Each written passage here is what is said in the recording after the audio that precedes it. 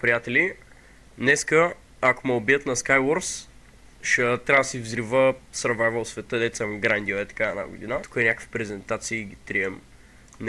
Не ходете на Даскал и не учете, играйте игри вместо да учите. Ако ходите на Даскал, сте пълни балъци, пълни олигофрени. Не дейте да ходите на Даскал, или ако ходите трябва да правите някакви мизери, или да изкочите така с някаква бомба така на Даскал. В смисъл, нещо лошо трябва да стане за тях.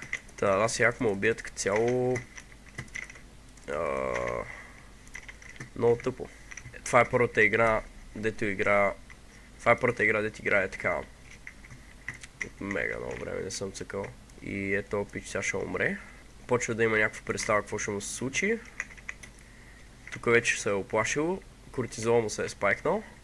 Слизаме и направо го гърбим то палак. Сега ядем. Пием още такова. Да, ще умрем тук. Това е така го грайндих за това нещо. Сигурно е да не кажете, че съм читвал тук, гледай. Ето е къщата. И какво ви кажа, просто... Да, право ще една. Да, просто е така...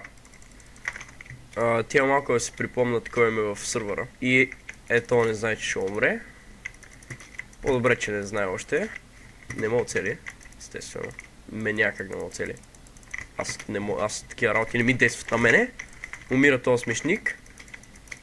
Не умира. Той не знае тоя. Директно го изпращаме да се тръгва. Ето тук вече се агресирам.